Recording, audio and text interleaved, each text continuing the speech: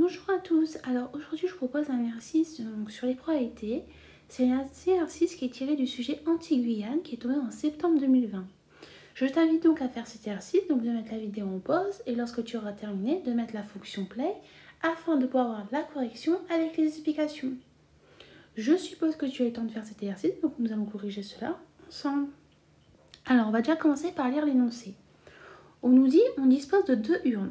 Une urne bleue contenant 3 boules bleues, numérotées 2, 3 et 4. Donc déjà, on sait qu'on a cette information-là qui est importante. Et on a aussi une urne rouge contenant 4 boules rouges, numérotées 2, 3, 4 et 5. Dans chaque urne, les boules sont indiscernables au toucher et ont la même probabilité d'être tirées. On s'intéresse à l'expérience à l'étape suivante. On tire au hasard une boule bleue et on note son numéro. Puis on tire au hasard une boule rouge et on note son numéro. Exemple, si on tire la boule numérotée 3 puis la boule rouge numérotée 4, le tirage obtenu sera 3-4. On précise que le tirage 3-4 est différent du tirage 4-3. Parce que si tu veux, le tirage 4-3 correspond à avoir tiré une boule bleue, numéro 4, et ensuite tu as tiré la boule numéro 3 dans l'urne rouge. On définit les deux événements suivants, on obtient deux nombres premiers et la somme des deux nombres premiers est égale à 12. Pour chacun des deux événements précédents, dire s'il est possible ou impossible lorsqu'on effectue l'expérience aléatoire. Donc si tu veux, voilà ce que je te conseille déjà avant de commencer à faire l'exercice, c'est de modéliser le problème en écrivant toutes les possibilités de tirage que tu peux avoir. Donc on va déjà faire ça. Alors, les tirages possibles. Donc comme tu sais, hein, dans l'urne bleue, soit tu as 2, soit tu as 3, soit tu as 4. Donc on va déjà commencer avec 2. D'accord? Ensuite pour 3 aussi. Et ensuite on va faire pareil pour 4. Et donc on sait que pour l'urne rouge, tu as 2, 3, 4 ou 5. Donc ça veut dire quoi? Ça veut dire soit tu as 2, 2, soit tu as 2, 3, soit tu as 2, 4, soit tu as 2, 5. Et je regarde s'il y avait un 6. Non, voilà. Pareil pour ici. Soit tu as 3, 2, soit tu as 3, 3, soit ici tu as 3, 4, soit tu as 3, 5. Donc pareil ici. L'autre possibilité que tu as, soit tu as 4, 2, soit tu as 4, 3, soit tu as 4, 4, soit tu as 4, 5. Donc ça, c'est tous les tirages possibles. Donc ça veut dire soit tu commences déjà par tirer la boule numéro 2 qui se trouve dans l'urne bleue et ensuite tu retires encore une boule numéro 2 dans l'urne rouge, etc. Donc là, on a modélisé notre petit problème en écrivant tous les tirages possibles. Donc maintenant, pour répondre aux questions, ça va beaucoup nous aider. Tu vas comprendre pourquoi. Donc comme je l'ai dit tout à l'heure, la question 1, on nous dit, on définit les deux événements suivants. On obtient deux nombres premiers et la somme des deux nombres premiers est égale à 12. Pour chacun des deux événements précédents, dire s'il est possible ou impossible lorsqu'on effectue l'expérience aléatoire. Donc déjà, l'événement, on obtient deux nombres premiers. Eh bien, regarde, les deux nombres premiers, on va prendre une petite couleur. Obtenir deux nombres premiers. Déjà, on sait qu'en nombre premier, on a 2. Déjà, de 2, c'est bien un nombre premier. En nombre premier, on a aussi 3. Donc, le 3, 3, c'est aussi un nombre premier.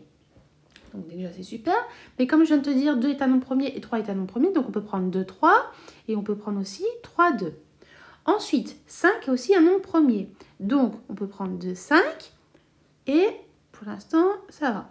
Ensuite, 3 est aussi un nombre premier. Donc, on peut aussi prendre 3 et 5. D'accord? Donc là, on a écrit toutes les possibilités qu'on pouvait avoir. Donc, en tout, on a combien? On a 6. Donc, qu'est-ce qu'il nous dit? On obtient deux nombres premiers, donc l'événement est possible. Donc, on va écrire le tirage. Question 1A. Le tirage de bleu et de rouge, par exemple, parce que là, je te donne un exemple, hein, eh bien, une issue de l'événement, on obtient deux nombres premiers. D'accord? L'événement, on obtient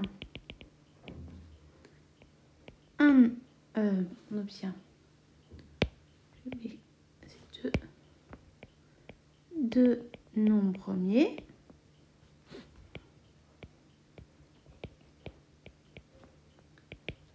Et donc, possible. Donc là, si tu veux, j'ai justifié ma réponse juste avec un exemple. Mais par exemple, tu aurais pu aussi dire le tirage 2 bleus et 3 rouges est bien une issue de l'événement. Tu aurais pu aussi écrire le tirage 2 bleus et 5 rouges est bien une issue d'événement, etc. Et donc, c'est toujours la même méthode.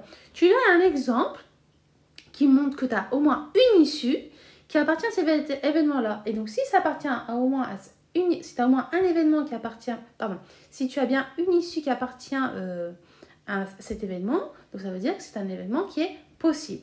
Par contre, l'événement qui nous dit la somme des deux nombres est égale à 12. Quand tu regardes ton maximum, le maximum serait 4 et 5. 4 et 5, quand tu fais la somme des deux, 4 plus 5, ça fait 9. Or, 9 n'est pas égal à 12. Donc ça, c'est bien un événement qui est impossible. D'accord? Donc, on va écrire ça. La somme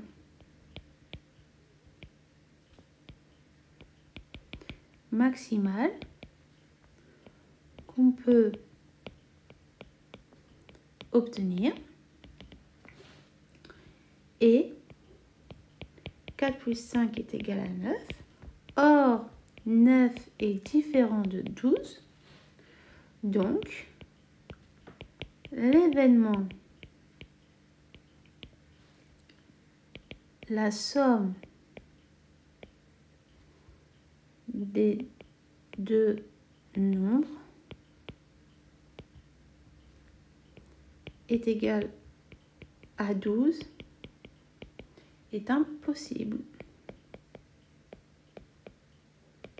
Voilà, d'accord? Ensuite, la question suivante, on nous dit quoi? On nous dit déterminer la probabilité d'événement, on obtient deux nombres premiers. Donc là, comme tout à l'heure on avait répondu à la question, on avait surligné en bleu toutes les possibilités qu'on pouvait avoir en nombre premier avec les deux nombres premiers. Donc là, on en avait 6 possibilités parmi 12. Donc, ça veut dire que là, on va écrire il y a 6 possibilités d'obtenir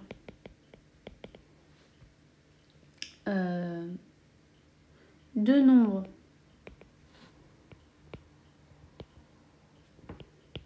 premiers sur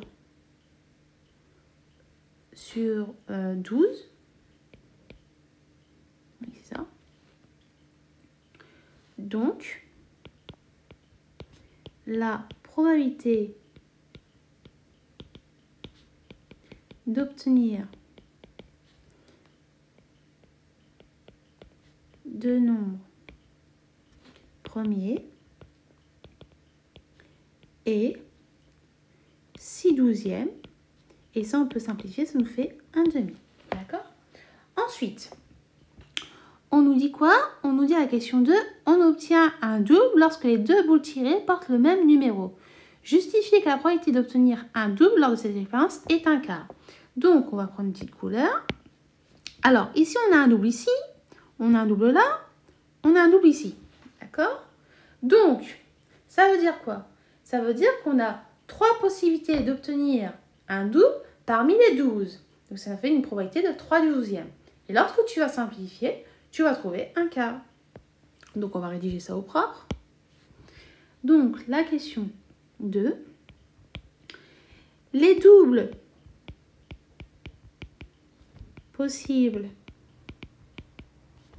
sont, donc comme on a dit, 2, 2, 3, 3,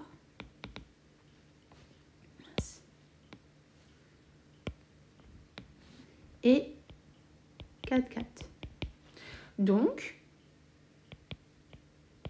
il y a 3 possibilités d'obtenir un double.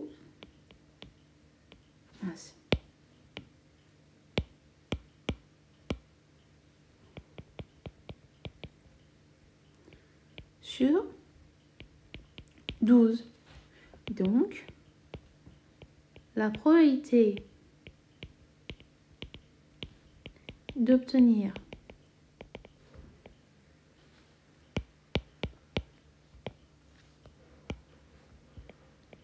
un double est 3 douzièmes.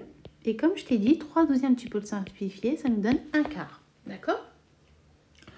Ensuite, la question suivante, c'est la question 3. On nous dit quoi? On nous dit, dans cette question, aucune justification n'est attendue. On souhaite simuler cette expérience 1000 fois. Donc déjà, on va pouvoir déjà tirer cette information-là, parce que c'est important. Pour cela, on a commencé à écrire un programme à ce stade, encore incomplet. Voici des copies d'écran. Alors, le script principal, on a quand drapeau vert est cliqué, répéter fois, si boule bleue est égale boule rouge, alors ajouter nombre de doubles, ajouter nombre de boules 1. Ensuite, bloc tiré 2 boules, on voit qu'on a définir tirer 2 boules, on a mettre boule bleue à nombre aléatoire entre 2 et mettre boule rouge à nombre aléatoire entre 2 D'accord? Donc déjà, ici, on sait quoi? Bon, on sait déjà, d'après l'énoncé, que l'expérience, on va le répéter 1000 fois. On sait aussi que dans l'urne bleue, les numéros sont 2, 3 et 4, et que dans l'urne rouge, on a 2, 3, 4 et 5. Donc, ça va être assez facile à compléter. Regarde, je vais t'expliquer.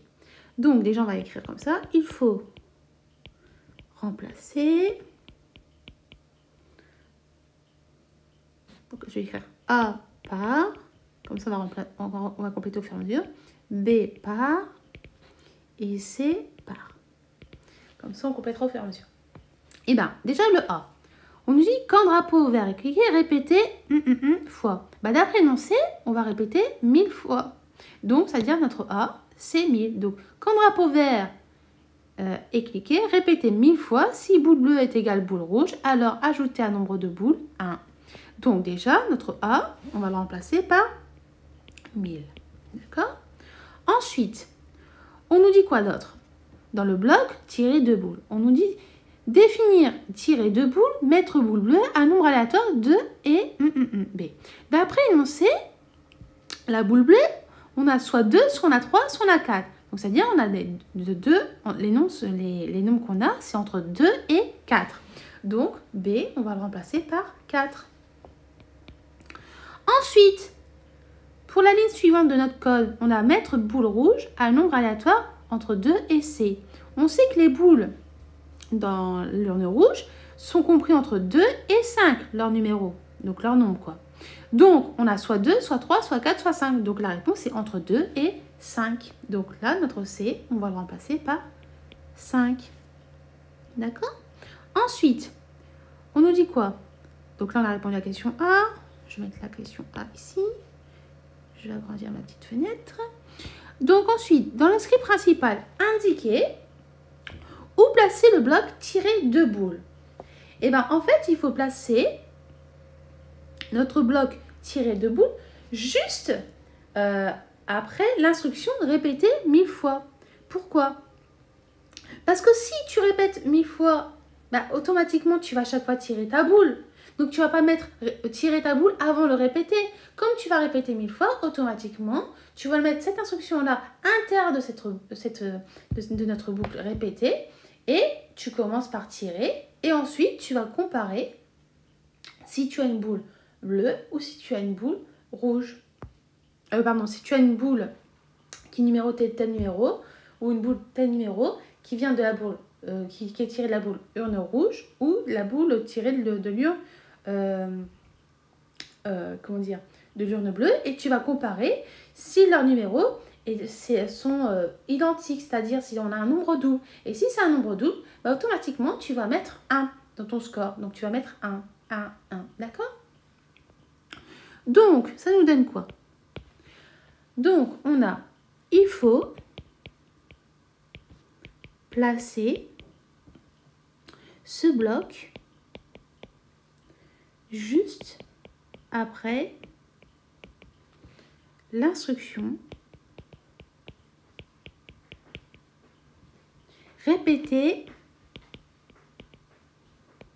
1000 fois.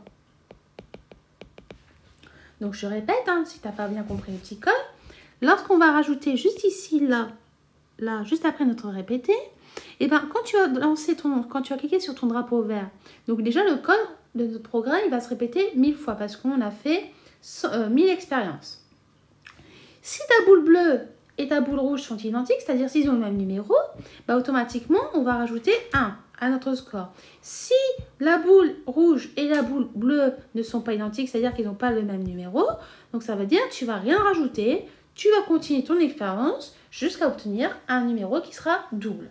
D'accord? Ensuite, la question C, on a quoi? On a dans le script principal indiqué où placer le bloc, mettre nombre de boules à 0. Eh bien, il faut placer ce bloc-là juste après qu'on a le drapeau qui est cliqué. Pourquoi? Bah, ça veut dire quand tu vas recommencer en fait à 0 lorsque tu auras fait 1000 expériences, bah, il faut effacer tous les résultats que tu avais obtenus juste avant. Donc, il faut le réinitialiser. Et donc, pour le réinitialiser, tu vas le mettre juste après quand le drapeau est cliqué. Donc, on va faire là. Il faut placer ce bloc juste après quand le drapeau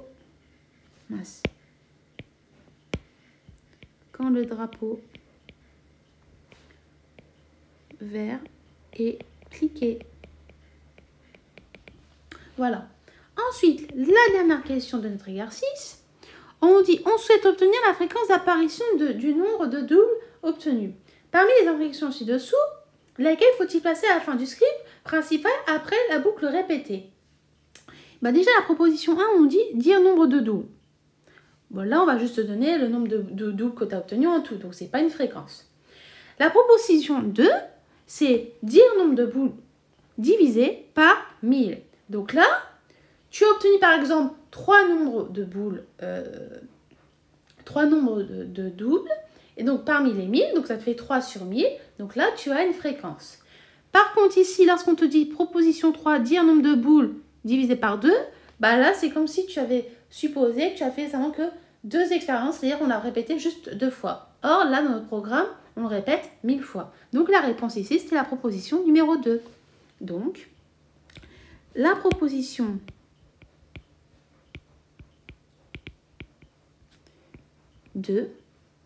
permet d'obtenir la fréquence souhaitée. Voilà. Donc j'espère que cette vidéo t'a été utile, que tu as pu comprendre toutes les explications et surtout je pense que la difficulté de ce sujet-là, c'était le petit code du script qu'il fallait vraiment comprendre ligne par ligne à quoi servait chaque instruction et qu'est-ce qu'il faisait dans ton programme. Donc si tu es bloqué, je t'invite à faire un petit exemple sur ton petit brouillon en faisant par exemple le petit programme à la main pour comprendre ce qu'il fait afin de visualiser ce que le programme fait. En tout cas, je te dis donc à bientôt et au revoir.